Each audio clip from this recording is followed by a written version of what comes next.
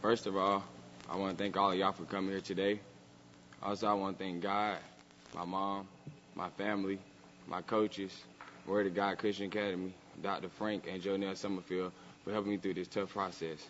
It has been a very difficult process, but I have chosen to attend the University of Kentucky. These are my reasons why I chose the University of Kentucky. Relationship with Coach Cal. From the beginning, he told me it was going to be a tough process. It wasn't going to be easy. The dribble job offense, I think it fits my style of play perfect. And he's just a great coach of point guards. He knows what he's doing to get him to the next level and develop him as great players. My next step is Coach Cal. He was told me that I want to go to a school that a team could compete for a national championship. And also I want to go to a school that was going to help me become a great student. Now I open the floor for any questions. John Clay Holderness, NBC 17 in Raleigh. Can you talk about the local schools that you visited in North Carolina State too, and what kind of led to your decision to travel outside of this area? All of them was great school. You know, they all had great academics, a great coach, great players there. It was a very tough decision, but, you know, like I said, the relationship with Coach Cal just got it overboard and helped me pick my decision to go to the University of Kentucky. Bob Holly, WRAL. You watch basketball on TV. Who are some players that you admire or relate to both at the college level and at the NBA level? College level this year, I like Johnny Flynn and Ty Lawson. On the NBA level, I like Derrick Rose and Chris Paul. About why?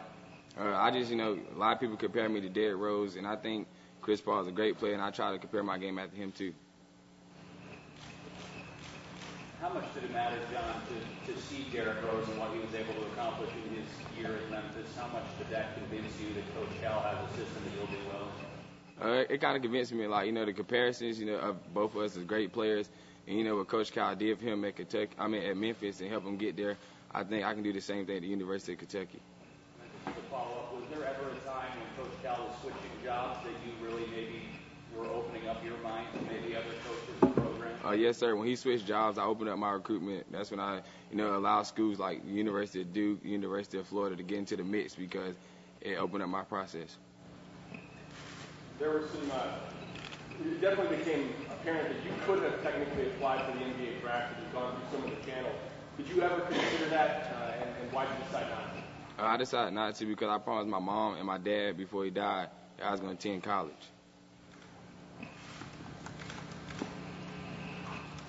John, how important was it to you to go to a school with a winning tradition? Obviously, if you're going to a school that's the winningest in NCAA history, did that play a factor for you? Not as much. It played a little bit, but, I just said, it was a great school to go to, academics, as a basketball school too, but, it's just a relationship with Coach Cal and what he's doing with his point guards that got me to choose the University of Kentucky.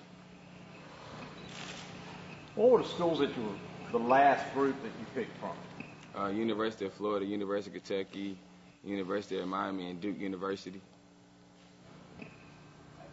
John, when you look back on it, what's the one moment that kind of capsulizes, puts everything into perspective, the high school experience? What do you mean by that? What was the brightest spot in the last 4 years for you? I think when I came to Word of God Christian Academy, we won 2 state championships back to back. That set it off, and then especially when I just picked my college, the University of Kentucky, that really caps it off. John, there was a lot of speculation when Juwan Clifton got the job at Baylor that, you're going to end up at Baylor. Obviously, it didn't turn out that way. Have you talked to Juwan since he made the decision? And also, can you just talk about that, a lot of people had assumptions that didn't turn out? I talked to him through email. He said he was going to support my decision no matter what. A lot of people said I was going to go to Baylor because here, and people said I was going to go to other schools, but, everybody that came in my life right now helped me with this decision, gave me advice, and it just came out to be the University of Kentucky.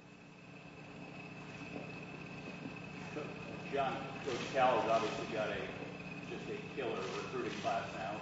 If you talk to those guys, there's got to be huge expectations going in. Yes, sir. I talk to them a lot. It's going to be a lot of expectations, but, as a point guard, I'm going to try to come in, make everybody better and try to win games. But I know it's going to be tough from the beginning because there's a lot of freshmen coming in. It's a new team and new coach, and we just got to go in and try to work hard and all of us become better players and, make a run at the national championship. You talked, there was the Fab Five in Michigan, and a lot of people are kind of connecting them to what Coach Cal has come in Kentucky. Have you guys had those conversations? Were you even familiar with that Fab Five in Michigan growing up? Not really, but, not really. I'm not familiar with it, but, we just trying to go in and, start our own legacy. The Fab Five did a great job, but I'm a type of player that want to go in and leave a statement for myself and for my teammates, so we want to start something new. John, you said one time that you never said that you had a plan of going to college for 1 year and leaving. That was never a plan. No, sir, it's not a plan. My plan is to go to the University of Kentucky for the next 2 or 3 years, and if after that 1 year, if Coach Kyle says it's my time to go to the NBA, then I'm going to go. John, could you talk about just how demanding this process has been for you in terms of your time, and have you felt like you were almost living in a fishbowl at times because of all the attention you were getting? Yes, sir. At the beginning, I loved it. I was happy to get recruited by all these schools, but the last couple of months have been kind of tough. But, it feels good and relief just to get over it and know what school I'm going to. How many phones have you burned through? How many text messages, phone calls have you guessed you got over the last year? I got a lot of phone calls, but, you couldn't get no text messages since April 1st of last year, so I just got a lot of phone calls from coaches. How many a day? Can you do it out, please? I'm sorry, Dane, how many WRL? John, how many phone calls a day do you think you got about? Sometimes it might be up to 4 or 5 a day. It depends on, before I lowered my list, it was a lot of calls I got a day, but ever since I lowered my list, it'd probably be 3 or 4 a day. 3 or 4? Yes, sir. I don't know that should be recorded. He doesn't remember exactly. He's in school all day, half the day, functioning as a student, so keep up with how many calls he gets, a little bit unfair, so hopefully that's not documented like that. Talk a little bit about the University of Kentucky's history and prestige in basketball, what that means to you. It means a lot. It's a great school. Outside of basketball, it's a great school for students to go to, and it's a great school to go to for athletes. And it's a big tradition. I just want to go to it and hopefully add on to it. You know what you plan to study? No, sir, not yet. Yes, sir. But I do like computers. I might try to major in something with computers. Who's sitting with you? I'm sorry.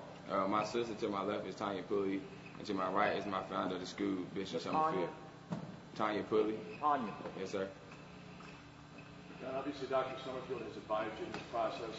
Who else have you turned to for advice, and how much of this was just kind of a lonely decision that you had to make? Like I said at the beginning, I turned to all my coaches, the principals here, athletic director there, my family. They all helped me through this process, and I just took their advice and came down and made a decision for myself that I felt that was best for me, my family, and the people that helped me. Who was the toughest to say no to amongst the schools that you ultimately didn't go? To me, I'm the type of person that's hard to say no, so it was tough to say no to all the schools. All of them did a great job recruiting me, and they all was great schools, but it was just so tough to say no to all those other schools and choose one. I had read a report that you had maybe said kind of a soft yes to Coach Hayes down in Miami. Was there any truth to that? No, sir, that's not true at all. There are many players of your caliber that leave this state. Have you thought about that and just how rare that is? I mean, maybe Dominic Wilkins long before you were born, and Danny Manning, but it's really pretty rare. No, sir, I didn't really think of, I would have loved to stay in state, but, the best school that I chose that I thought was for me was outside of state, and that's the University of Kentucky. How good did it feel when you finally knew where you were going to go, and what was your mom's reaction? She was happy. She usually ain't used to stuff like this, so once it was over, she was just happy and drove it just like me. The last couple of months had been stressful for me, but once I made a decision, it just seemed like everything was more happier. John Day, WRAL. When you were in the news a couple weeks ago about what happened with the house, did that cause you to delay this decision, the publicity, and is there anything more you can tell us about what happened? No, sir, that did not help me. It was just a big mistake. I'm sorry to my family, my fans, and my school, and it's just something that happened. I put it behind me, and I'm just looking forward to make my next step on to college.